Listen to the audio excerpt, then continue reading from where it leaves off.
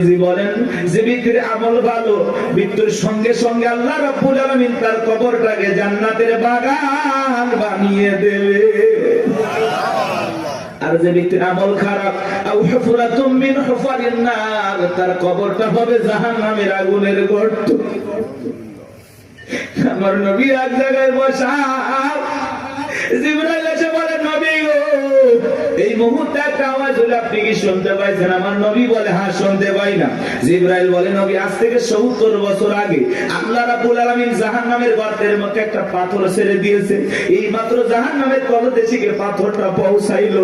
চিন্তা করেন বাজান, একটা পাথর ছেড়ে দিলে যদি ৭০ বছর সময় লাগে, আল্লাহ না করুক আপনার আমার গুনাহের কারণে, অপরাধের কারণে আসমানের জমিনের মালিক আল্লাহ যদি বেজার হইয়া একবার জাহান্নামের আগুনের গর্তে ফেলে দেয়, আপনার আমার বাঁচার কিন্তু কোনো উপায় নেই। যেই জাহান্নামের আগুন দুনিয়ার আগুনের চাইতে ৭০ গুণ বেশি পাওয়ার। একবার যদি কারো দিকে জাহান্নামের আগুন লেগে যায়, মনে হয় কলিজাটা পুড়ে ছাই হয়ে যাবে। এ বাজার, নবীর প্রিয় সাহাবী হযরত ওসমান কবর থেকে অঝরে চোখের পানি ছেড়ে দিয়ে কান্না করতেন। সাহাবায়ে কিরাম ডেকে বলে, ভাই আপনি কবর থেকে কেন অঝরে কান্না করেন, কি হয়েছে আপনারা বলেন? হযরত ওসমান ডেকে বলেন, প্রত্যেকটা মানুষের প্রথম মঞ্জিল, প্রথম ঘাঁটি, প্রথম স্টেশন হলো এই কবর। এই কবরের ভিতরে ৩টা প্রশ্ন করা হবে। যে সঠিক উত্তর দিতে পারবে তার মিজান ফুলসিরাতে কোনো টেনশন নাই, কিন্তু যে উত্তর দিতে পারবে না তার কিন্তু বাঁচার কোনো উপায় নাই। জান্নাতের সার্টিফিকেট প্রাপ্ত সাহাবী কবরে দেখে কান্না করে। ভালো করে বুঝবেন, দুনিয়ার থাকতে জান্নাতের কি পাইছে? কথা বলেন ভাই, কথা বলেন।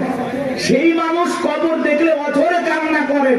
মাঝে মাঝে হযরত ওসমান এত কান্না করতেন, কবরস্থানের পাশে তিনি অজ্ঞান হয়ে পড়ে থাকতেন, জ্ঞান হারিয়ে ফেলতেন। আর আমরা সকালে কবর দেয়, বিকেলে যা তাস খেল, জুয়া খেল। সকালে কবর দেয়, বিকেল বেলা যায় মা বোনেরা খেয়াল করে, মানে যে লাকড়ি করে আছে না, পাতা ঝাড় দেয়, পাতা ঝাড় দেয়, কঞ্চি টঞ্চি থাকে না, ওগুলো ঝাড় দিয়ে পরিষ্কার করে নিয়ে আসে। ভয় নাই। আগে নতুন কবর দেখলে মানুষ ২-১ দিন ভয় পাইতো। কথা বলেন, আগের মানুষের কথা বলতেছি। আর এখন কবরস্থান দেখে কোনো ভয় নাই, কবরস্থানে গিয়ে হাসাহাসি করে। মানুষ মানুষ আর মানুষ নাই তো, মানুষ মরে গেছে, সেই মানুষের সাথে জুলুম করে, আছে না নাই ভাই? চিন্তা করেন, একটা বার চিন্তা করেন, একটা মিনিট চিন্তা করেন, আপনি মারা গেছেন, কি হবে আপনার? কিভাবে আপনাকে বিদায় দেওয়া হচ্ছে? একটু চিন্তা করে দেখেন। কার জন্য কি করতেছেন? দুনিয়ার মায়ের পরে কি না করতেছেন?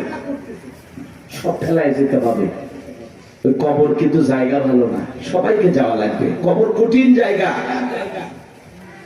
যার আমল ভালো, কবর তার সাথে ভালো আচরণ করবে। যার আমল খারাপ, দুনিয়াতে গান বাজাইছো না, বক্স নিয়ে এসে ঢিক ঢিক আওয়াজ দিয়া কবরে যাও। দুনিয়ার মাটি যেরকম গান বাজনার আওয়াজে কাঁপাইছো, এই কবর একদিন পরে কোলে নিয়ে কাঁপাবে। কথা বলে ঢেকে না, কি হবে সেদিন তোমার? কবর কিন্তু জায়গা ভালো না, কবর বড় কঠিন জায়গা। কথা বলেন না কেন? ৬ দিন পরে নখ খসে যাবে, ৯ দিন পরে চুল। কবর গায়ের সামান নিতে কইর না কেউ ভুল। কবর জায়গা ভালো নয়, কবর জায়গা ভালো নয়, কবর জায়গা ভালো নয়।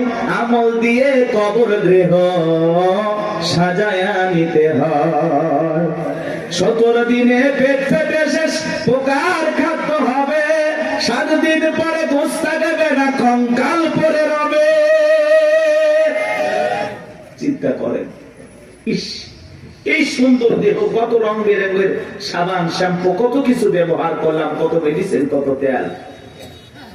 কবরে গেলে দেহের গোস্তগুলো খসে পড়বে, পেটটা ফুলে ফেটে যাবে, পোকাগুলো খিলফিল করে নাক মুখতে ঢুকে যাবে, চুলের সৌন্দর্য শেষ হবে, মাটি হয়ে যাবে সবকিছু। কি নির্মম পরিস্থিতি আমার সামনে, কি কষ্টের দিন আমার সামনে। আর আমি সেই দিনগুলোর ব্যাপারে দেখিয়া দুনিয়া পাইছি, পাগল হয়ে গেছি। কথা বলেন না কেন ভাই? কত মানুষের কবর ভেঙে যায়, লাশটার দুর্গন্ধ, নাকে কাপড় দেওয়া লাগে। চিন্তা করেন আপনার আমার কি হবে, কি হবে? 17 দিনে পেট ফেটে শেষ প্রকার খাদ্য হবে, 7 দিন পরে গোস্তা দেবে না, কঙ্কাল পরে রবে। 90 দিন হাড়গুলি সব আলাদা হয়ে রয় কবর। জায়গা ভালো নয় কবর, জায়গা ভালো নয় কবর, জায়গা ভালো নয়। আমল দিয়ে কবর গৃহ সাজায়া নিতে হয়। ওই কবরের ভিতরে 3টা প্রশ্ন করা হবে বাজান। 1 নাম্বার প্রশ্ন করা হবে মার রব্বুকা, তোমার রব কে? জীবনের পরতে পরতে সব জায়গায় রব, রুহের জগৎ থেকে শুরু করে জীবনের সব জায়গায় রব রব রব। আমরা যেন রবকে ভুলে না যাই। ওই কবরের ভিতরে 1 নাম্বার প্রশ্ন করা হবে মার রব্বুকা, তোমার রবকে? যারা দুনিয়াতে রবের সাথে সম্পর্ক ভালো ছিল, যারা রবের গোলামি করেছে, রবের বিধান মোতাবেক চলেছে, যাদের রবের সাথে সম্পর্কটা গভীর ছিল, তাদেরকে যখন প্রশ্ন করা হবে মার রব্বুকা, আল্লাহর সেই নেককার মুমিন মুত্তাকি বান্দা জবাব দিয়ে বলবে রব্বি আল্লাহ, রব্বি আল্লাহ, আমার রব আমার আল্লাহ। কিন্তু যারা এই দুনিয়ার জমিনে নাফরমানি করেছে, যারা বলে খাও দাও ফুর্তি করো, দুনিয়াটা মস্ত বড়, শয়তানের ওয়াসওয়াসায় পড়ে যারা মিসগাইড হয়েছে, ভুল পথে পরিচালিত হয়েছে, এই দুনিয়ার জমিনে যারা শয়তানের গোলামি করেছে, তাদেরকে যখন প্রশ্ন করা হবে মার রব্বুকা, তোমার রবকে, আল্লাহর সেই সমস্ত বদকার, আল্লাহর সেই সমস্ত অবাধ্য গোলামেরা জবাব দিতে পারবে না, ফেল ফেল করে তাকায় থাকবে। নেককাররা জবাব দেবে, আর বদকার গুনাহগাররা জবাব দিতে পারবে না, ফেল ফেল করে তাকায় থাকবে। ওরা বলবে কি কয়, হ্যাঁ আফসোস, কি কয় আমি তো বুঝি না। মা রব্বুকা জিজ্ঞাসা করবে তোমার রব কে? আরে ভাই জীবনে কোনোদিন অফিসে গেলেন না, বসকে চিনবেন কি করে? কথা বলে এই যে দুনিয়াতে যারা আল্লাহর গোলামি করতেছে, কি মনে করেন 5 ওয়াক্ত নামাজ পড়ে লোকটা ঠকে গেছে? না, কোরআন সুন্নাহ দিয়ে জীবন সাজায় লোকটা ঠকে গেছে? না, ঠকে নাই। এই যে আমরা দুনিয়াতে আল্লাহর গোলামি করতেছি, এই গোলামির বেতন হিসাবে আল্লাহ আমাদেরকে দেবেন জান্নাত। সুবহানাল্লাহ। এই গোলামির বেতন হিসাবে আমরা পাবো জান্নাত, আর বোনাস হলো দিদারে ইলাহি, আল্লাহ পাকের সাথে জান্নাতীদের সাক্ষাৎ। সুবহানাল্লাহ। বেতনও আছে, বোনাসও আছে, কিন্তু দুনিয়াতে গোলামি করে কবরে যাওয়া লাগবে। আপনি 1 ওয়াক্ত নামাজ পড়েন না, রবের সাথে সম্পর্ক নাই, কেমনে জান্নাতে যাবেন? কথা কয় না ভাই? আপনি তো আল্লাহর অফিসই চেনেন না। আল্লাহর অফিস কোথায় চেনেন? কথা কয় না, কথা কয়। রাগ করতেছেন নাকি? এগুলো বললে অনেকে খারাপ লাগে। এক জায়গায় ওয়াজ করে বলছে হুজুর মৃত্যুর ওয়াজ এইভাবে করিয়েন না, ভয় লাগে। এরকম লোক কয় হুজুর আমার প্রচুর মৃত্যুর কথা স্মরণ হয়, আমার এত মৃত্যুর কথা ভয় লাগে, মাঝে মাঝে তো আমি মসজিদে মৃত্যুর ভয়ে ঢুকি না। আমি একটা আবার কেমন কথা কয় হুজুর, মসজিদে ঢুকতে যেতে লাশ বহনে খাটিয়া, এইটা দেখে আমার এত ভয় লাগে, এই ভয়ে আমি মসজিদে যাই না। এটার নাম কি মৃত্যুর ভয়? কথা বলে না কেন ভাই? কিছু মানুষ আছে কবর করে বলে না যে আমি 70টা কবর করছি হুজুর, 80টা কবর করছি। আবার পাশের আর একজন লোক হুজুর যে কবর খোঁড়ার কথা বলতেছে, ও আবার যা কবর করে, যে মানুষটা মারা যায় তার ছেলে মেয়েকে বলে এই তোমার বাবাকে কবর খুললাম, 2 প্যাকেট সিগারেট তো দিলে না। ও যদি 80 লক্ষ কবর করে, কবর কি, কবরে কি হতে পারে এই বুঝ কি আর দিলের ভিতরে আসবে ভাই? কথা বলেন আসবে? আমাদের অবস্থাটা এমন হয়ে গেছে, কিসের আমল করবো হুজুর? দুনিয়া তো মস্ত বড়, রং তামাশায় আসি ব্যস্ত, রঙিন চশমায় দুনিয়ার সব চাকচিক্য সুন্দর লাগতেছে, একটু গান বাজনা আমোদ প্রমোদ হই হুল্লা। কথা বলে না কেন? হাজি মানুষ হজ করে আসছে, নাতনির বিয়া, বক্স বাজতেছে, কন্ট্রোল করতে পারে না, হাজি পর্যন্ত ডান্স দিয়ে করছে লঙ্গি ডান্স। হাজি হাজি হজ করে আসছে। কথা বাস্তব না অবাস্তব? মিথ্যা না সত্য? এরকম আছে না বাজান? মানে আবেগের ঠেলায় আমরা গুনাহ করতেছি, গুনাহ নাকি আবেগে হয়ে যাচ্ছে। আল্লাহ এরকম আবেগ থেকে আমাদের হেদায়েত দান করেন। এটা জোরে বলেন আমিন। কষ্ট পাচ্ছেন আপনারা? তাহলে কবরে 1 নাম্বার প্রশ্ন, আর রব্বুকা, তোমার রবকে উত্তর দিতে পারবে তারা আল্লাহর মুমিন, মুত্তাকি, নেককার বান্দা যারা। উত্তর দিতে পারবে না কারা? আল্লাহর গুনাহগার, বদকার, অবাধ্য গোলাম যারা। কথা বলে ঠিক কি না? তাহলে আমরা নেক আমল করে আল্লাহর প্রিয় গোলাম হয়ে কারা কারা কবরে যেতে চায় হাত তুলে দেখা। আল্লাহ আমাদের সবাইকে নেক আমল করা তৌফিক দান করুন। চিল্লা বলুন আমিন। আর একটু জোরে বলুন আমিন। ওয়াজ কি শেষ? এবার দেখেন খেলাটা কোন দিকে যায়, এদিকে খেয়াল করেন। কষ্ট পাইছেন? এই যে হেদায়েতের উদ্দেশ্যে 2-4 মিনিট কথা বললাম, এইবার চলেন।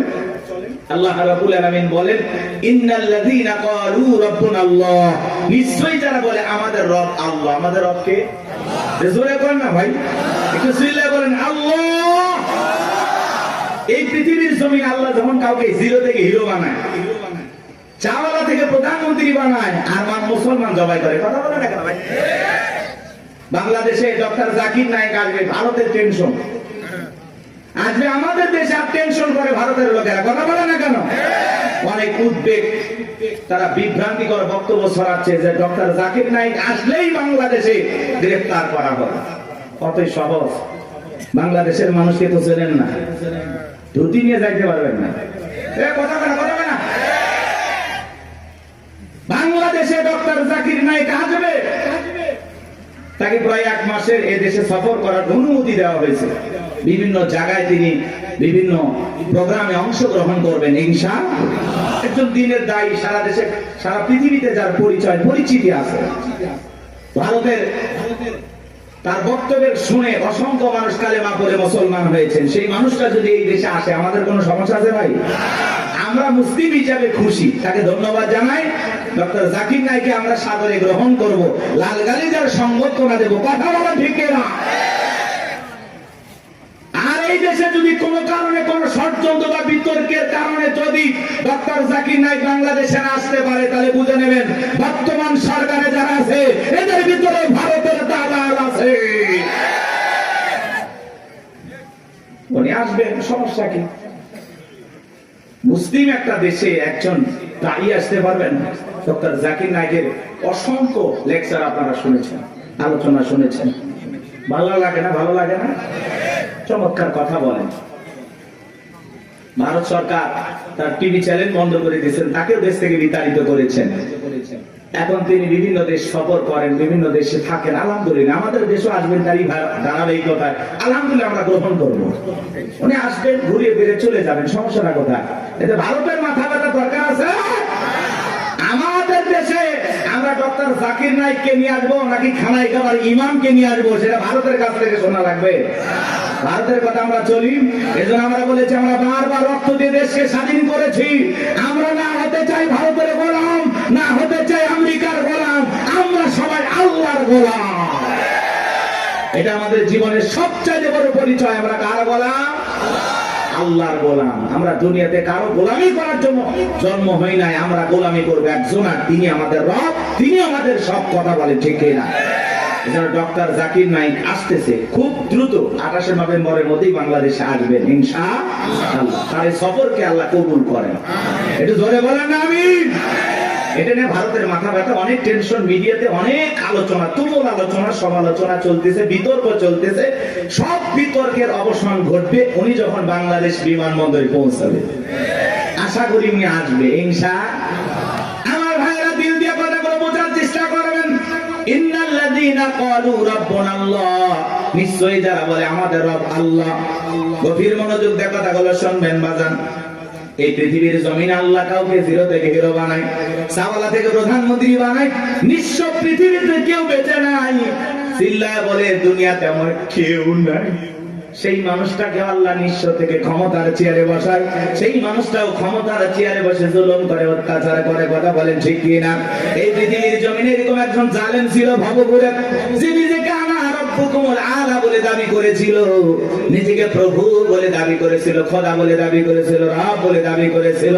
এ ছিল একটা ভবঘুরে যুবক। ভবঘুরে যুবক মানে বোঝেন না?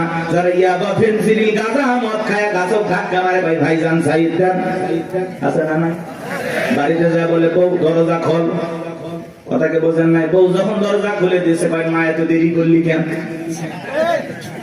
বউ তখন দিকে বলে, কি ব্যাপার আমার মা কইলি কেন? আজকে একটু বেশি মাল খাচ্ছি, তুই মা না বউ বুঝতে পারতেছি না। এরকম মাথা আছে না নাই? কিছু কিছু ছেলে পেলে আছে, সন্ধ্যা হলে ঘরে দরজা বন্ধ করে জিকির করে, ইজ্ঞাবা ইজ্ঞাবা ইজ্ঞাবা। মা বাবা চিন্তা করে, বাবা এটা কিসের ট্যাবলেট, জ্বর সর্দি গলা ব্যথা, কই কিচ্ছু বোঝার দরকার নাই, টাকা দে নইলে তোর মাথা ফাটাবো। এরকম ইয়াবা খোর আছে না নাই? যারা ইয়াবা খায়, ফেন্সিডিল খায়, গাঁজা মদ খায়, যুবক রে, সমাজের মানুষ তাদেরকে নেশাখোর বলে, টোকায় বলে। যারা নেশা করে তাদেরকে মানুষ ভালো চোখে দেখে না। সে ভালো সন্তান হতে পারে না, ভালো স্বামী হতে পারে না, ভালো বাবা হতে পারে না। নিঃস্ব করে সে সবাইকে। কথা বলে, নেশা করে না, তার পরিবারকে নিঃস্ব করে। এই জন্য হাতে পায়ে অনুরোধ করে বলে যাই, যুবক, নেশাদ্রব্য পান করা যাবে না, মাদক সেবন করা যাবে না। যে মুখে মা, সেই মুখে মাদক তোলা যাবে না। মাদককে না বলুন। কথা বলে না, কথা বলে। মাদক সেবন করা যাবে, নেশাদ্রব্য পান করা যাবে। যারা মদ পান করবে এদের জন্য জান্নাত হালাল না হারাম? ওদের জন্য জান্নাত হারাম হয়ে যায়। জান্নাত যদি হারাম হয়ে যাবেন কোথায়?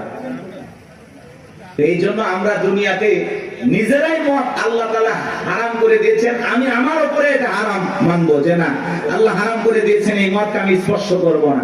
আমি জান্নাতে যাই শরাব পান করব। শরাবের ঝর্ণা আছে, সুবহানাল্লাহ কোন, মধুর ঝর্ণা, দুধের ঝর্ণা, পানির ঝর্ণা, শরাবের ঝর্ণা। হাতের স্পর্শ ছাড়া কি তার করতেছে? সুবহানাল্লাহ। জান্নাত যে কত সুখের জায়গা, কেমনে বোঝাবো? ও কল্পনা করা যায় না। আল্লাহ এত সুন্দর করে জান্নাত বানাইছে। সুবহানাল্লাহ বলেন। কষ্ট হচ্ছে আপনাদের?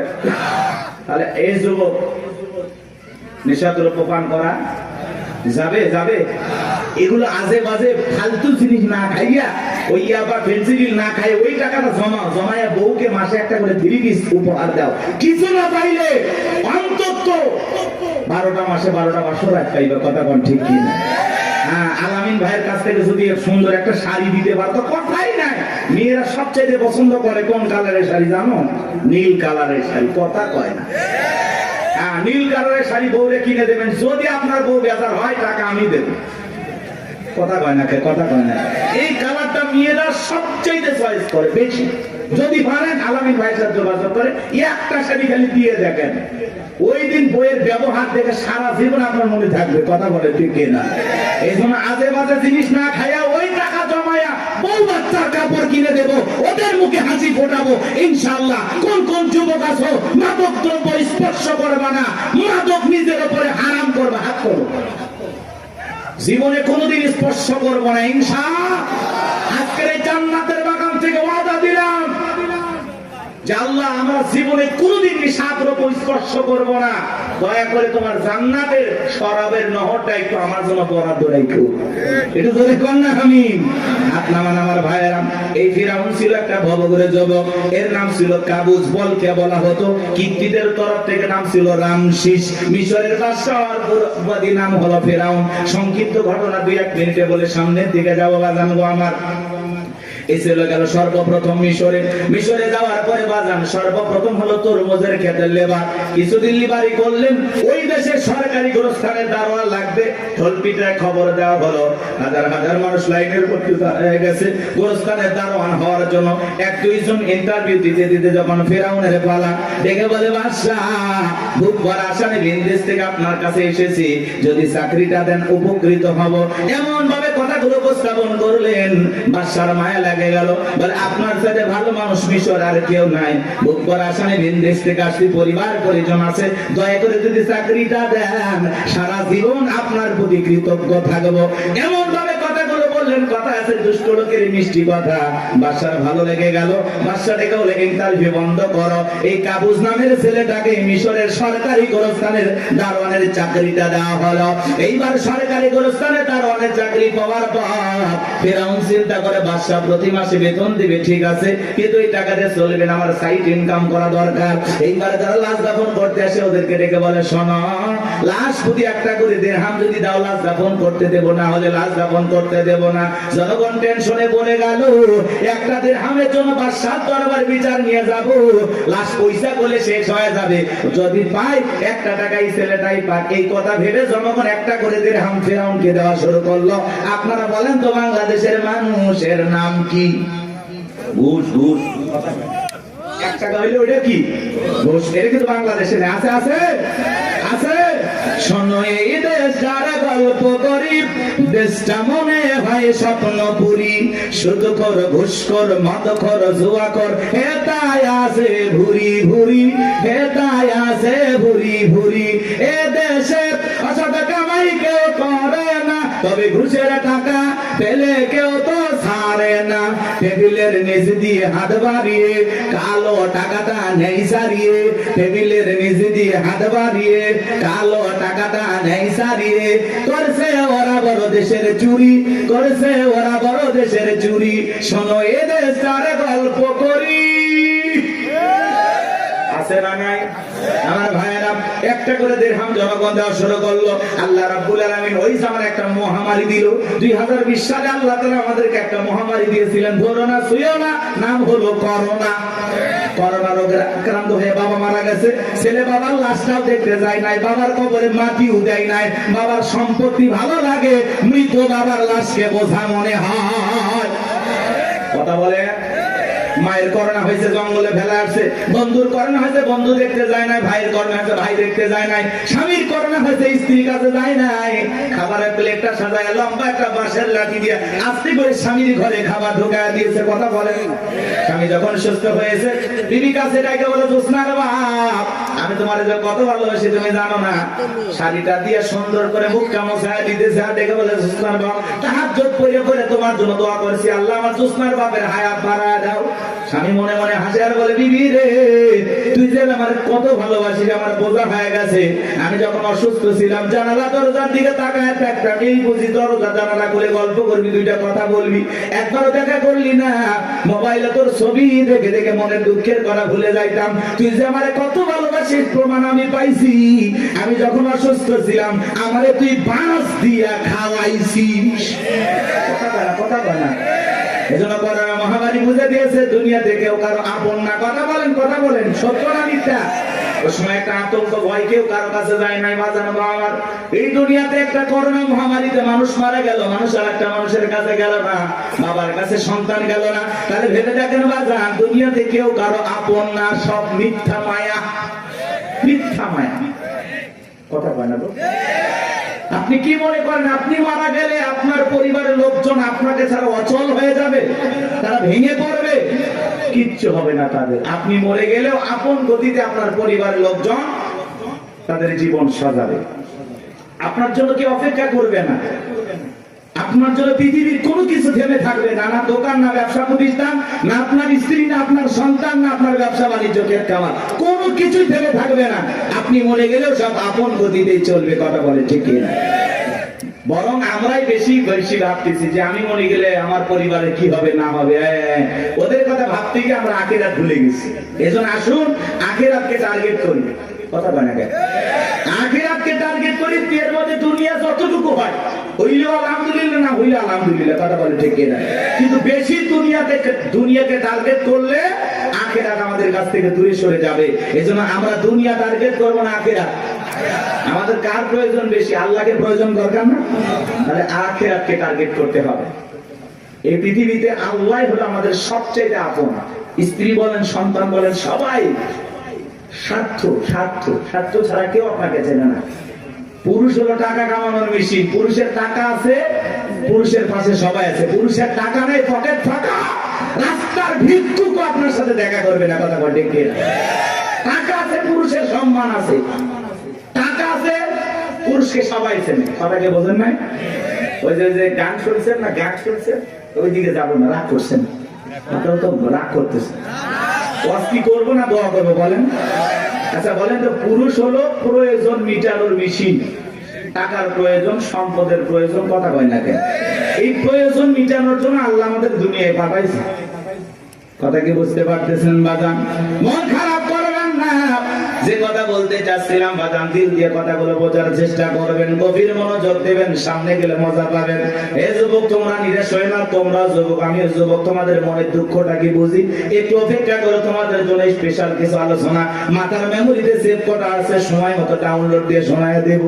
মা বোন যারা বসে আছেন মা একেবারে নিরাশ হবেন না মা, মহিলা প্যান্ডেল মা বোনদের জায়গা হচ্ছে না আমি শুনেছি, আর পাগলিদের জায়গা একটু বেশি লাগে, ওদের ঘরেও যেরকম দখল করতে চায় বাহিরে গেলে দখল করতেছে, কথা কন না কেন? এই যে মা বোনদের জন্য কিছু ওয়াজ করা দরকার আছে না নাই? কিছু বাঁকা পথে মা বোন চলে, বাঁকা পথে চলা মা বোনদেরকে ওয়াজের মাধ্যমে আজকে একটু সোজা করা হবে। একটু সময় দেন, সামনে যায় আমার ভাইরা, চলেন সামনের দিকে যায় বাগান। ওই ডায়রিয়া কলেরা মহামারীতে হাজার হাজার মানুষ মারা গেল, আর ফিরাউনের পকেটে টাকা ঢুকলো, টাকা পাইতে পাইতে এত টাকার মালিক হয়ে গেল বাজান, টাকা টাকা রাখার কোনো জায়গায় নাই। এবার বাদশার দরবার একদিন চলে আসছে, বাদশাহ আমার কাছে কিছু টাকা পয়সা আছে, এলাকায় যারা গরিব মানুষ খাজনা দিতে পারে না, দুঃখী মানুষ খাইতে পারে না, আমি তাদের একটু জনসেবামূলক কাজ করতে চাই। বাদশাটাকে বলে বাবা তো ভালো উদ্যোগ, তোমার মতো ছেলে ঘরে ঘরে জন্ম নেওয়া দরকার। এইবার জনগণের সেই সমস্ত টাকাগুলো নিয়ে আসা গরিব মানুষের মাঝে বিতরণ করলেন, খাজনা পরিশোধ করে দিলেন। বলেন তো টাঙ্গাইলের মুসলমান বুঝে থাকলে বলেন তো টাকাগুলো ছিল কার? নেতা যে মাইক ধরে বলতেছে 5 লাখ দেব, ওই টাকা পাবে কোথা থেকে? আসমানের ফেরেশতারা প্যাকেট পাঠাবে নাকি? ভালো করে বুঝবেন কোন টাকা কোন জায়গায় যায়। আমাদের গাইবান্ধার আঞ্চলিক ভাষা একটা কথা বলে, মাছের তেল দিয়ে মাছ ভাজা, কথা কি বুঝতে পারতেছেন? জনগণের টাকা জনগণের মাঝে বিতরণ করে ফাও ফাও বাহাবা পাইলু, জনগণ থেকে বলে আহারে রাজ্যের বাদশা যদি এই ব্যক্তি না হয়া গোরস্থানের ছেলেটা হইতো, না জানি আমাদের কপাল খুলে যেত। নির্বাচনের আগে একটু জনসেবামূলক কাজ করা দরকার আছে না নাই? আমার এলাকার নেতা কাঁচা রাস্তা মানে মাটি রাস্তা বোঝেন তো বাজান, ইট পাড়তেছে, 2 গাড়ি ইট পাড়তেছে, মানুষজন বলে বাবা ইট পাড়তেছে, তুমি তো এখনো নেতা হয় নাই, কারণটা কি? ছেলেটা বলতেছে আপাতত ইট ফেলে দিলাম, আর ভবিষ্যতে আমার মার্কায় যদি সিলভারে এলাকার নেতা বানায় দিতে পারে, আমার 1 নাম্বার টার্গেট এই কাঁচা রাস্তা পাকা করা। এই রাস্তাতে আপনাদের ছেলে স্কুলে যাইতে পারে না, আপনারা হাটে বাজারে যাইতে পারেন না, মাঝে মাঝে আপনাদের কথা মনে হলে রাতে ঘুম আসে না। কি অভিনয়! নেতা হতে গেলে অভিনয় জানার দরকার আছে তো না, কথা কয় না। যারাই নেতা এরাই কিন্তু পুরোটা কি অভিনেতা। অভিনয় না জানলে নেতা হওয়া যায় না বাজান, ভালো করে বোঝার চেষ্টা করবেন। জনগণ বিশ্বাস করে যদি নেতার মার্কায় সিল মারে নেতাকে নির্বাচিত করে, নেতা তো এলাকায় থাকে না, ঢাকা শহরে বান্ধবী নিয়ে ঘুমায়, কথা বলেন ঠিক কি না? মার্কা থাকে যে কয়দিন, নেতার আনা গোনা সে কয়দিন।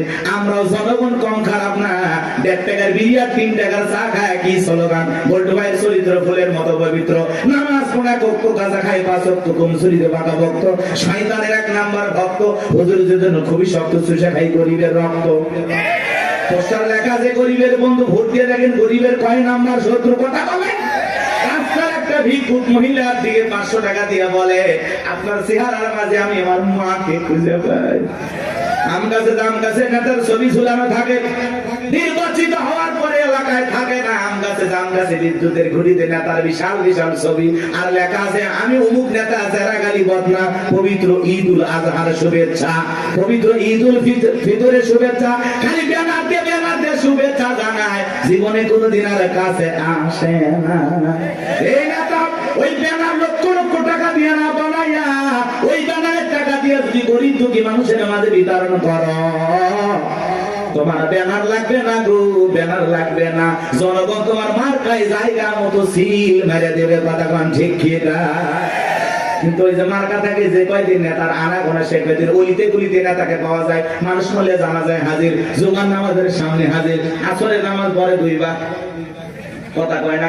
এক নেতা মানুষকে সালাম দিতে দিতে হোশ হারায় ফেলছে, রাস্তার খেজুর গাছ পায় 1 লাইনে সালাম দিয়ে যাচ্ছে, কর্মী চাচা ভেতরে কয় নেতা এটা মানুষ না খেজুর গাছ। নেতা বলতেছে আমি মনে করছি এটাও ভোটার, কথাকে বুঝতে পারতেছেন বাজান? এই জন্য আপনাকে আমাদের পরিবর্তন হওয়া লাগবে বাজান।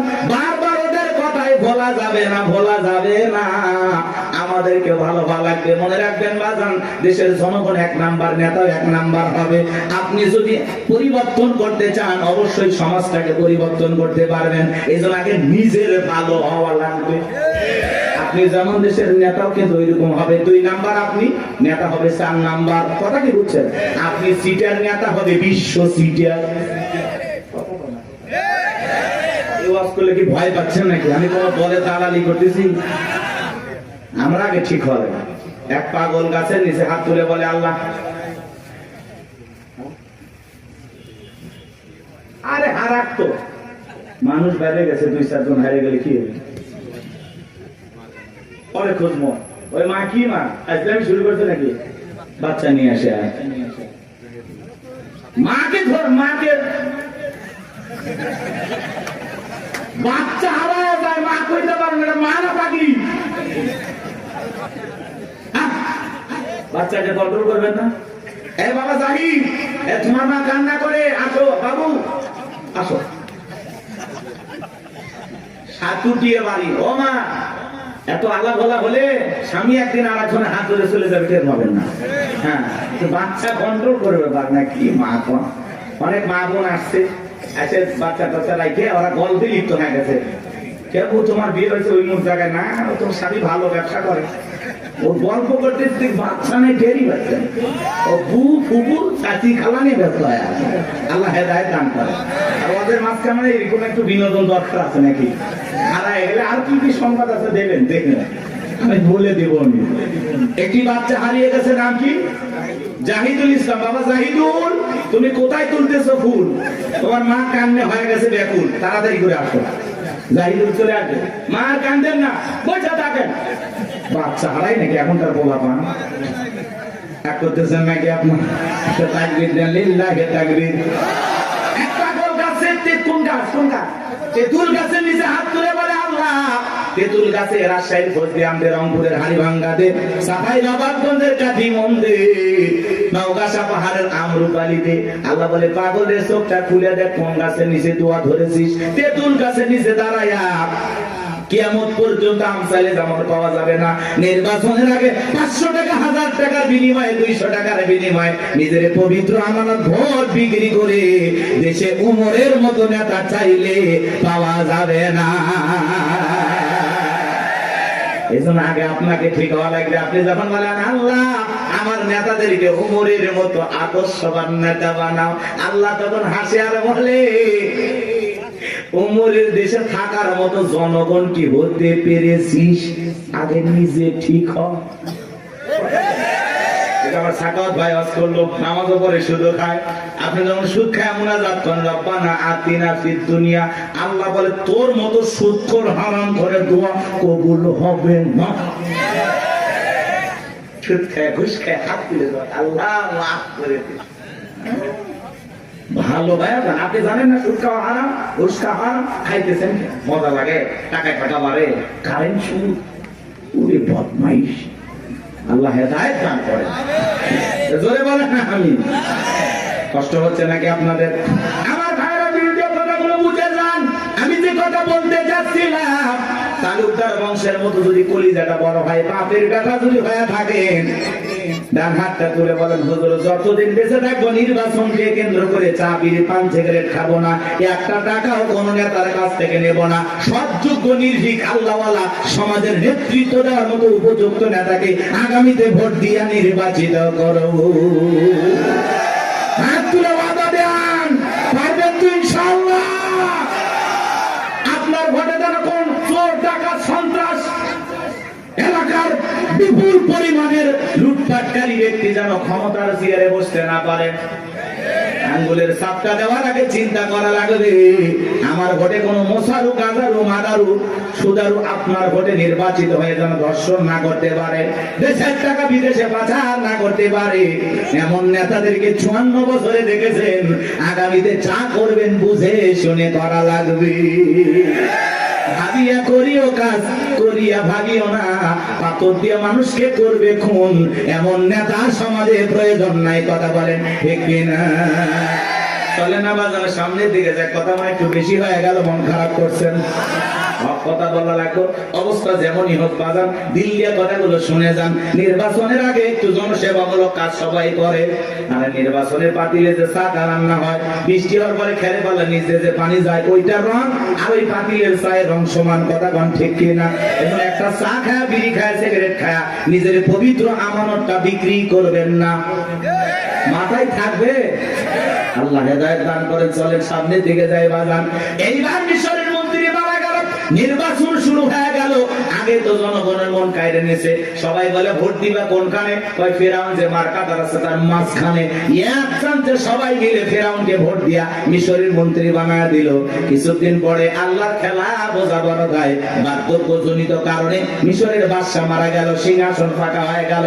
ফেরাউন সমস্ত জনগণ আর নেতাদেরকে ডেকে বলে, দেশের জনগণ শোনো দিয়া মন, দেশের বাদশা মারা গেছে, বাদশা ছাড়া একটা দেশ চলতে পারে না, তোমরাই বলো মিশরের বাদশা হবে কে? সমস্ত জনগণ ডেকে বলে, অনেক আগে আপনাকে চেনা জানা হয়ে গেছে, আপনি মিশরের বাদশা হয়ে যান, আমাদের কার কোনো আপত্তি নাই। জনগণ যখন সমর্থন দিল, ফিরাউন নেতাদেরকে ডেকে বলে, তোমরা বলো আপত্তি আছে? নেতারা ডেকে বলে, আমাদের কোনো আপত্তি নাই, জনগণ সমর্থন দিয়েছে, আপনি নেতা, কোনো সমস্যা নাই। এইবার সবার সমর্থন পাইয়া মিশরের বাদশা হয়ে গেল, ক্ষমতার চেয়ারে বসে ঠেসছে কি। রাতের বেলায় ফিরাউন ঘুমাইতে যায়, চোখে আর আরামের ঘুম আসে না, ঘুম থেকে লাফায় লাফায় ওঠে। অনেক মানুষ দেখবেন বাজানো 4টা ঘুমের ট্যাবলেট খায়, কোটিপতি টাকাওয়ালা সম্পদওয়ালা বড় বড় হাইব্রিড নেতা 4টা ট্যাবলেট খায়, ঘুমায়। এরপরে রাত 2টার দিকে ঘুম থেকে উঠে সিসি ক্যামেরার ফুটেজ তালাশ করে, কেউ ঢুকছে নাকি মারার জন্য। কারণ বিল্ডিং এর প্রত্যেকটা জায়গায় খালি দুর্নীতির গন্ধ, জুলুমের গন্ধ, মানুষ মারার গন্ধ, মানুষকে প্রতারণা ধোঁকা দেওয়ার গন্ধ। কথা বলেন না কেন? ওই বিল্ডিং কি আমনে দাঁড়াইছে? রাগ করতেছেন আপনারা? লম্বা করবো না। ধনী মানুষ টাকা আছে, সম্পদ আছে, দামি বিছানা আছে, দামি খাট আছে, কিন্তু ঘুমটা নাই। আর গরিব রিক্সা চালায়, ভ্যান চালায়, মাঠে কাজ করে, আলু ভর্তা দিয়ে, ডাল ভাজি দিয়ে, সবজি দিয়ে ভাত খায়, বউকে বলে নিয়ে ঘুমায়, কি আরামের ঘুম। কথা বলেন না কেন? আর ধনী স্বামী স্ত্রীর মধ্যে দাও দুলালের সম্পর্ক, বউ আলাদা খাটে, স্বামী আলাদা খাটে, ইয়া তো ধনী হয়ে গেছে, এখন স্বামী স্ত্রীর মধ্যে মহব্বত ভালোবাসাই নাই। আছে না না এরকম পরিবার? ওই দিকে আর যাচ্ছি না বাজান, সামনে গেলে মহিলাদের ওয়াজ করবো, চলেন না যাই। যে কথা বলতে যাচ্ছিলাম বাজান, ফিরাউনের চোখে ঘুম নাই। তার দরবারে জ্যোতিষী ছিল 400 জ্যোতিষী, লিডারের নাম দবিরা, বয়স হলো 320 বছর। দেখে বলে, দবিরা কেন জানি রাতের বেলায় ঘুমাইতে পারি না, আজে বাজে স্বপ্ন দেখে লাফায় লাফাতে, কারণটা কি? দবিরা এইবার দেখে বলেন, এত অপেক্ষা করেন, একটু আমাকে সময় দেন।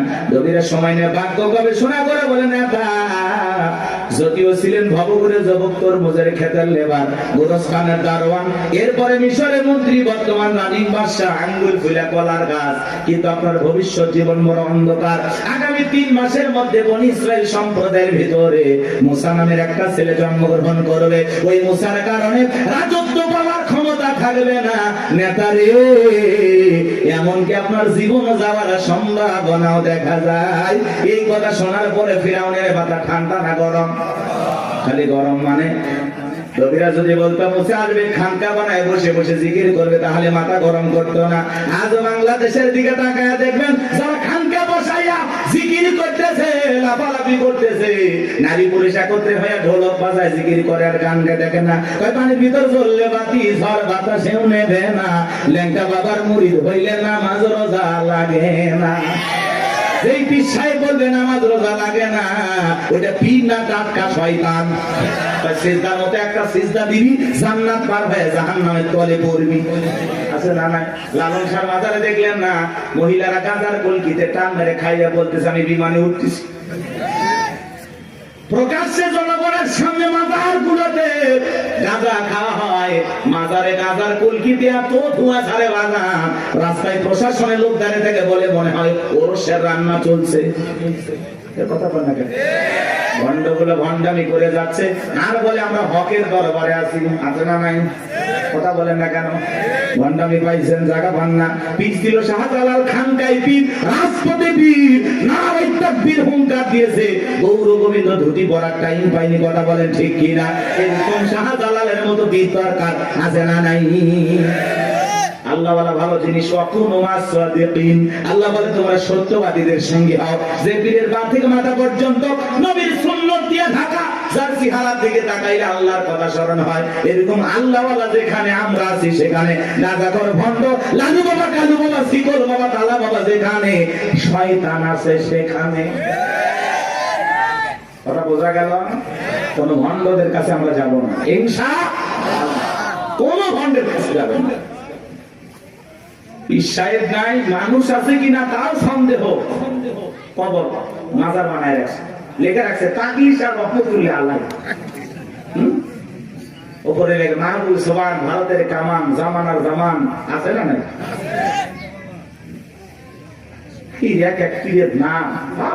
আল্লাহ হেদায়েত দান করে। ভণ্ড পীরের ওয়াজ বেশি করবো না, কষ্ট হচ্ছে আপনাদের। এই ভণ্ডদের কাছে যাওয়া যাবে? এমনও পীর আছে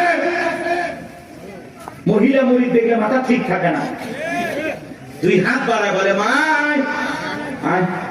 মহিলা চিন্তা করছে এত বড় আল্লাহ আমারে ডাকে, যদি বুকে না যায় জাহান্নামে জায়গা হবে না। ঈশ্বরের বুকের ভিতরে ঢুকে গেছে, আর পীরের বুকের ভিতরে ঢুকে এত শান্তি পাইছে, আনন্দের ঠেলায় গান গায়, বাবা আমি তোমায় ভালোবাসি, তোমার চরণ সুবিতে বাবা, তোমার কাছে আসি গো বাবা, আমি তোমায় ভালোবাসি। যে নারী স্বামীকে বাদ দিয়ে পীরের ফাঁকা পায় চুমা খায়, ওই নারীর চরিত্র ঠিক না। শুনে যান, আপনার কি আপনার স্বামী, কথা বলে প্রত্যেকটা সন্তানের কাছে তার মা বাবা হলো পৃথিবীর সবচাইতে বড় পীর। কথা বলে জীবনে কোনোদিন মা বাবাকে ভাত দেয় না, পিতা মাতার জন্য 1 কেজি কমলা বেদনা কেনে না, ঈশ্বরের দরবারে গরু নিয়ে দৌড়ায়। পাগল দেখছেন? মা বাবার খবর নেয় না, পীরের বাবার খবরের অভাব নাই। আল্লাহ হেদায়েত দান করেন। গরু ছাগল নিয়ে কোনো পীরের দরবারে দৌড়াবেন না। আচ্ছা উনি যদি আল্লাহ ওয়ালা ভাই ভালো আছে, তো গরু ছাগল দিয়ে কি করবে? এলাকায় কত গরিব নিয়ে বিয়ে হয় না, দেন না, গরুটা জবাই করে মেহমানদারি করা দেন, আল্লাহ খুশি হবে।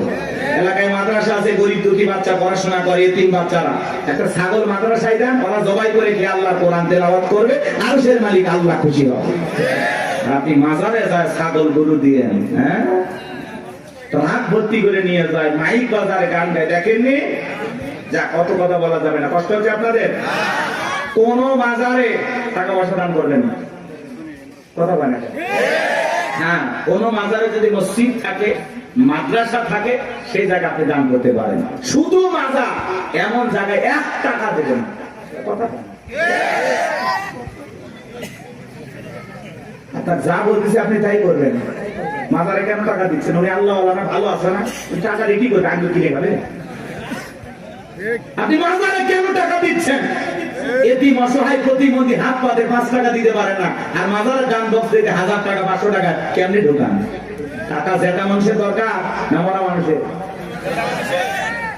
যেটা মানুষ কান দিচ্ছে হাত পাতে, আপনি সেখানে দেন না। আর মাজারে পীর সাহেব একবারও ডাকলো না, এই মুসলিম টাকা দে, চাইছে ওই জায়গায় কেন টাকা দিলেন? বলেন কেন দিলেন? কিসের বরকতের আশা? সন্তান হয় না, 56টা দরবারে ছাগল মানত করে, মাজারে ছাগল দিয়ে সন্তান হবে, পাইছেন কোথায়? কথা কয় না।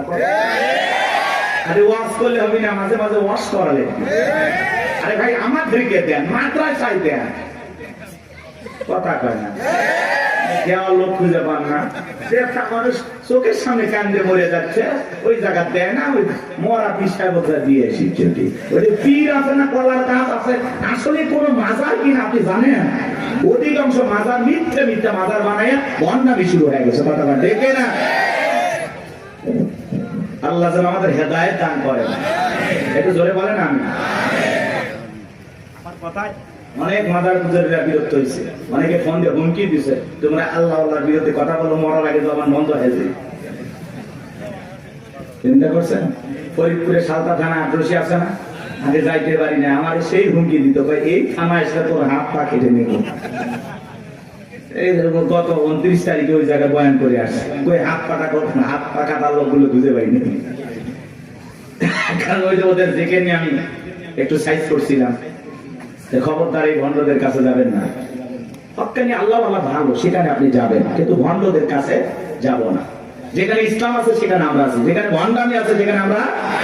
নারী পুরুষ একত্রে যেখানে, আরে ভাই মহিলা মানুষ কাছে থাকলে মাথা ঠিক থাকে, কিসের জিকির, জিকিরের কথা মনে থাকবে। আল্লাহ হেদায়েত দান করেন। ওই জন্য তো ভণ্ডরা বলে মনের পর্দা বাইরের পর্দা, শুনছেন না? মনের পর্দা বড় পর্দা, বাইরের পর্দা খুলে ফেলা। মনের আলো বড় আলো, বাইরের আলো নিয়ে ফেলা। রাত 12টার সময় বাতি নিবেছে, এখন কি জিকির হচ্ছে আপনারা বুঝে নেন। আল্লাহ হেদায়েত দান করেন। আমার ভাইয়েরা চলেন সামনের দিকে যায়। আজও পৃথিবীর জমিনে যারা মাজার নিয়ে বসে আছে, খামকায় বসে আছে, এদেরকে কেউ টার্গেট করে না। যারা আল্লাহর জমিনে আল্লাহ দ্বীনকে কায়েম করতে চায়, কোরআনের সমাজ ব্যবস্থা কায়েম করতে চায়, আল্লাহর আইন দিয়ে জমিনটা পরিচালনা করতে চায়, তাদেরকে টার্গেট করে করে ভিতরে ঢুকানো হয়। কথা বলে ঠিক কিনা? ফিরআউনের মাথা গরম হয়ে গেছে, হামানকে দেখে বলে এ ডাকো হামান। এই দিগায় হামানের মাথায় কোনো চুল ছিল না, সাদে মাল নাই, বাম পারল, পুরো মাথা ছিল ভারতের দমদম এয়ারপোর্ট। দেখে বলে হামান রে তাড়াতাড়ি করে বল। নবীরা বলল একটা মুসা নামের ছেলে জন্মগ্রহণ করবে, ওর কারণে রাজত্বের চেয়ার থাকবে না, ক্ষমতা থাকবে না, এমনকি আমার জীবনটাও নাকি চলে যাবে, এটা তো মেনে নেওয়া যায় না।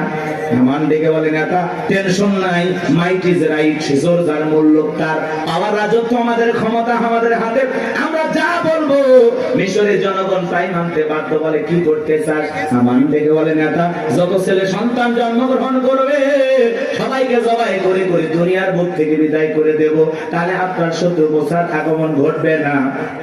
এমন কথা শোনার পরে ফিরআউন ডেকে বলে হামান রে আসলেই তোর মাথায় বুদ্ধি আছে, তবে শোন, ছেলেগুলোকে জবাই করবি, মেয়েগুলোকে জবাই করবি না, কারণ ছেলেদের মধ্যে আমার শত্রু আছে, মেয়েদের মধ্যে কোনো শত্রু নাই। তার মানে চোর বলে মানুষ ভালো, মোবাইল নিয়ে গেল, সিম কার্ড খুলে দিয়ে গেল। কথা বলেন ঠিক কিনা? সন্তান জবাই করা শুরু হয়ে গেল, 3টা মাস অতিবাহিত হয়ে গেল। দবিরাকে দেখে বলে দবিরা এইবার গবেষণা করে দেখ আমার পথের কাটা মুসা মরলো না বাঁচলো। দবিরা গবেষণা করে বলে না, তার 3টা বর্ণনা পাওয়া যায় বাজান। একটি বর্ণনায় বলা হয়েছে 20,000, আর একটি বর্ণনায় বলা হয়েছে 24,000, আর একটি বর্ণনায় বলা হয়েছে 80,000। দবিরা দেখে বলে না, তো যদিও হাজার হাজার মায়ের মুখ খালি কইরা সন্তানগুলোকে জবাই করে বিদায় করেছেন, কিন্তু আপনার পথের কাটা মুসা এখনো মরে নাই, মরে নাই, মায়ের কোলে জীবিত আছে, সুস্থ আছে, কিন্তু কোন বাড়িতে আছে, কোথায় আছে, এইটা বলার ক্ষমতা আমাদের নাই। বলেন আল্লাহু আকবার। ওয়া মাকারু ওয়া মাকারাল্লাহ আল্লাহু খায়রুল মাকিরিন। এলাকার আল্লাহ চাই মুসারে বাঁচাতে, ফিরআউন চাই মারতে, আর 14 গোষ্ঠী এক জায়গা হয় মুসার একটা পছন্দ জিততে পারবে না। কথা বলেন ঠিক কিনা? ফিরআউন রাগান্বিত হয় বলে এ সেনাবাহিনীর দল, এতগুলো মারলি, আসলটাই মারতে পারলি না। এলাকায় তল্লাশি চালাও, চিরনবিধান চালাও, ঘরে ঘরে প্রবেশ করো, যেখানে মুসারে পাইবা দরবার জবাই করবা, আমার মাথার টেনশনটা দূর করো। যাও। একদল সেনাবাহিনী মুসা নবীর বাড়ি থেকে রওনা করেছে। মুসা নবীর বড় বোন নাম মারিয়ম দেখে বলে মা ওই যে ফিরআউনের সেনাবাহিনী দেখা যায় মা, আর বুঝি ভাইকে বাঁচানো গেল না।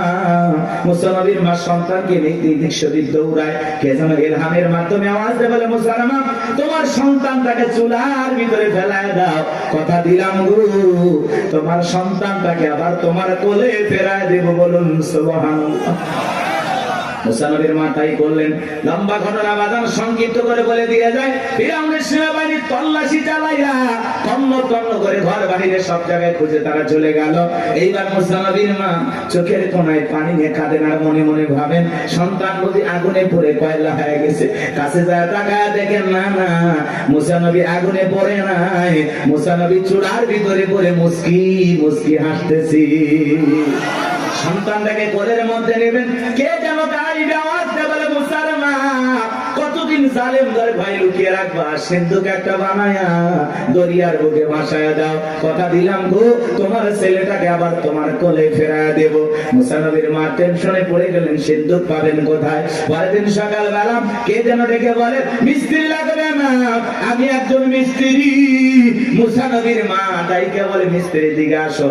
জীবনে কেউ মিস্ত্রি বলে চিল্লাইলো না, তুমি কিসের মিস্ত্রি, কি বানাইতে পারো? মিস্ত্রি ডেকে বলে মা আপনি যদি মনে করেন এমন একটা সিন্ধুক আপনার দরকার, যে সিন্ধুকের ভিতরে আপনার সন্তানকে তুলে দরিয়ার বুকে ভাসায় দেবেন। ও মা, চাইলে এমন একটা সিন্ধুক আমি বানায় দিতে পারি, তাই নাকি? বলে হ্যাঁ। মুসা নবীর মা ডেকে বলে, মিস্ত্রি তুমি তোমার মনের কথা বলেছ, এরকম একটা সিন্ধুক আমার প্রয়োজন। মিস্ত্রি ডেকে বলে, মা কিছু যন্ত্রপাতি আছে, ধার দেওয়ার জন্য পানির প্রয়োজন হতে পারে, আবার না হলেও চলবে, আপনি একটু ভিতর থেকে পানি নিয়ে আসেন। মুসা নবীর মা ভিতর থেকে পানি নিয়ে এসে দেখে মিস্ত্রি সুন্দর একটা সিন্ধুক বানায়া দাঁড়িয়ে আছে।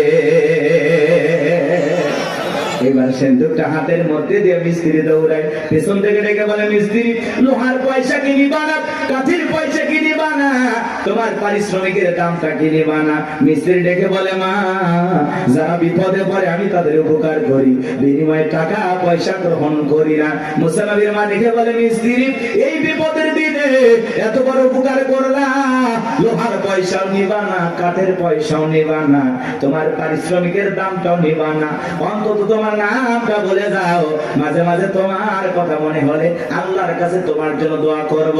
মিস্ত্রি ডেকে বলে, মা আমি দুনিয়ার কোন সাধারণ মিস্ত্রি না, আমি আল্লাহর ফেরেশতা, আমার নাম জিবরাইল। এইবার সিন্ধুকের ভিতরে মুসা নবীকে তুলে দরিয়ায় ভাসায় দিলেন। আর মেয়ে মারিয়ামকে বলে, মা সিন্ধুক ভাসতে ভাসতে কই যায় খবর নিয়ে আসবি। ওই দিন বিকেল বেলা ফিরাউন তার প্রিয়তমা স্ত্রী আসিয়াকে নিয়ে আসছে সমুদ্রের সৈকতে হাওয়া খাইতে। মাঝে মাঝে বউকে একটু বিনোদন করা দরকার, আছে না নাই? হালাল বিনোদন। মাঝে মাঝে ভাবি কিনে কক্সবাজার চলে যাবেন যদি সামর্থ্য থাকে, কথা কয় না? বউকে পর্দা করাইয়া নিয়ে যাবেন। আমি কি বলছি কক্সবাজারে যে হাফ প্যান্ট পরে গোসল করবেন, তাহলে গুনাহ হবে, কথা কয় না কেন? কিছু পোলাপান আছে বউ সুন্দরী, মাথা কাজ করে না, কক্সবাজার নিয়ে যায় ঘোড়ার উপরে তুলে সেলফি তোলে, সুন্দর করে সমুদ্রের পানিতে গোসল করতেছে, সেলফি তোলে। বিকেল বেলা আইডিতে পোস্ট করে বলে, প্রিয়তমার সাথে কক্সবাজারের প্রথম দিন কিছু ছবি তুলেছি দোস্ত তোমাদের দেখার জন্য, ভাবিকে বৃষ্টি ভিজা শরীরে কেমন লাগতেছে একটু লাইক কমেন্টসে জানাও। এর চাইতে মূর্খ বেয়াদব সমাজে আর কেউ আছে নাকি? যে নিজের বইয়ের ছবি ফেসবুক আইডিতে ছাড়ে, এর রুচিতে সমস্যা, কথা বলে। এই বউ হলো পার্সোনাল জিনিস, একান্তই আমার, এটা পাবলিসিটি করার জিনিস না, কথা বলে না। এমনিতে নিয়ে মানুষকে জ্বালায় আছি আমরা, আমার উপর আবার বইয়ের ছবি ফেসবুকে ছাড়ে, কত পাগল আছে না? না হুজুরে এখন একটা গান বানাচ্ছে, শোনি, কথা কয় নাকি? শুনছেন? কোন গ্রামে বাড়ি তোমার, কেমন তোমার বাপ, ফেসবুকে ছবি সাইডে করছো কেন বাপ? শুনছেন না? যাই সময় নাই, অনেক লম্বা হবে, কষ্ট হচ্ছে আপনাদের, বিরক্ত হয়েছেন আমার কথা? মহিলা দল আজ একটু পরে হবে, আপনার আগে ঠিক হন। কি বউকে মাঝে মাঝে বিনোদন করবেন? পিকনিক স্পট গুলো যেখানে ভদ্র লোকেরা যায় সেখানে যাবেন, মাঝে মাঝে বউকে নিয়ে একটু ঘোরাফেরা করবেন, নিজে বউরে একটু সময় দেবেন, না হলে অন্য আরেকজনের সাথে ঘোরাঘুরি করবেন, আপনি টেরই পাবেন না। এরকম মহিলা আছে না? না। আর একবার যদি বউ বাঁকা পথে চলে, ওই বউকে সোজা করা কঠিন। নষ্ট গাড়ি ঠিক করা যায়, কিন্তু নষ্ট নারীকে ঠিক করা যায় না।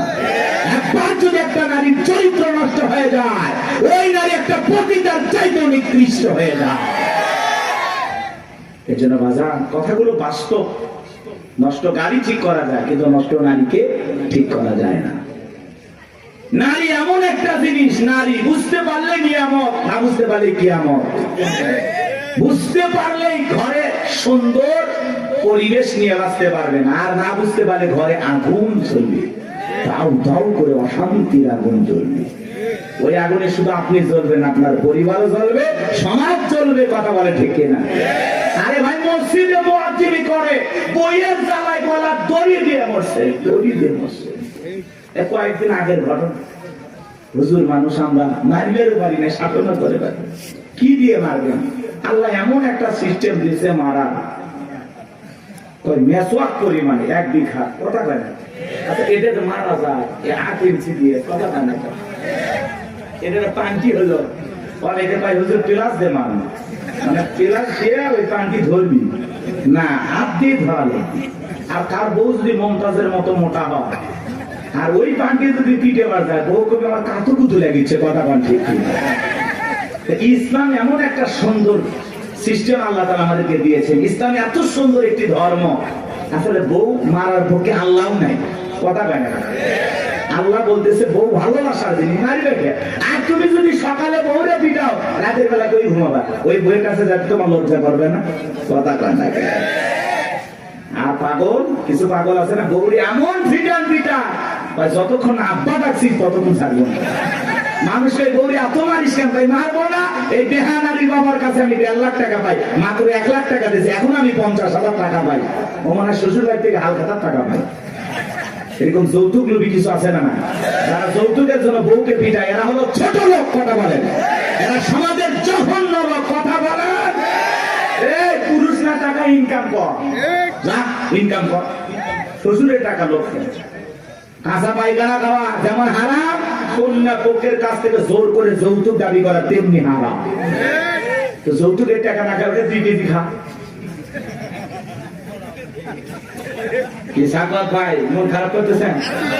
এলে চলবে, রাগ করতেছেন নাকি আপনারা? ভাই যৌতুক নিয়েছেন নাকি আপনি? উঠতেছেন কেন? তাকবীর দেন, লিল্লাহি তাকবীর।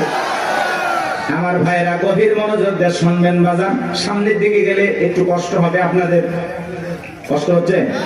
চলেন সামনে গেলে মজা পাবেন বাজান। এইবার ফিরাউনের ঘাটে সিন্ধুক চলে আসলো, সেনাবাহিনী সিন্ধুকটা ধরে নেতার কাছে নিয়ে গেছে। ফিরাউন ডেকে বলে সিন্ধুকটা খোলো তো দেখি। সিন্ধুকটা যখন খোলা হলো সবাই তাকায়া দেখে সিন্ধুকের ভিতরে মনে হয় পূর্ণিমার চাঁদ উদয় হয়েছে। আসিয়ার চক্ষু শীতল হয়ে গেল। ফিরাউন দেখে বলে তরবারি আন জবাই কর। এইটাই মুসা। আসিয়া বলে থামো, খালি মারাই শিখছো, এতগুলো মারলা তাও কি শান্তি পাইলা না? ও স্বামী, এই ছেলেটাকে মারার আগে আমার একটা প্রশ্নের উত্তর দাও। এই যে সিন্ধুকটা দেখা যায়, এমন কাঠ কি তোমার দেশে পাওয়া যাবে? ফিরাউন কাঠটা নাই গেছে বলে বিবির এই সিন্ধুকের যেমন কাঠ এমন কাঠ আমি কেন আমার বাপ দাদা 14 পুরুষও কেউ দেখে নাই। আসিয়া বলে স্বামী, এটা ভিন দেশি কারো সন্তান, বাঁচতে বাঁচতে আমার দেশে আসছে, এই ছেলেটাকে আমি মারতে দেব না। এই ছেলেটাকে আমাদের পালক পুত্র হিসাবে লালন পালন করতে চাই। জোরে গন মারহাবা। কথায় আছে যেখানে বাঘের ভয় সেখানে রাত হয়। যারে খুঁজতেছে মারার জন্য আল্লাহ তারই দায়িত্ব দিল লালন পালন করার জন্য। জোরে বলেন মারহাবা। আসিয়া যখন বলেছে ছেলেটাকে আমি পালবো, একে আমাদের পালক পুত্র বানাবো, অনেক কঠিন স্বামী, কিন্তু মাঝে মাঝে বইয়ের আপত্তির কাছে দুর্বল হয়ে যায়। বলে ঠিক আছে মাইনা নিলাম। আসিয়া বলে শুধু মারলেই হবে না, ঢোল পিটায় খবর দাও ফিরাউনের ছেলে সন্তান যে দুধ পান করাবে মাসে মাসে তাকে বেতন দেওয়া হবে। বলে ঠিক আছে। ঢোল পিটানো হলো, হাজার হাজার নারীরা আসছে, মুসা নবীকে কোলে নেয়, স্তন খুলে মুখ লাগায় দেয়। আল্লাহ নবী মুসা আলাইহিস সালাম কোন মহিলার স্তনে দুধ পান করে না। জোরে কোন মারহাবা। সমস্ত নারীরা ব্যর্থ হয়ে চলে গেল। ওই যে মুসা নবীর বোন নাম তার মারিয়ম, ঈসা নবীর মায়ের নাম মারিয়ম, আর মুসা নবীর বড় বোনের নামও ছিল মারিয়াম। এই বাহার মারিয়াম দেখে বলে ও রানী আসিয়া, এমন একটা ধাত্রীর খবর আমার কাছে আছে, আমার বিশ্বাস এই সন্তানটা দুধ পান করবে, তাই নাকি? বলে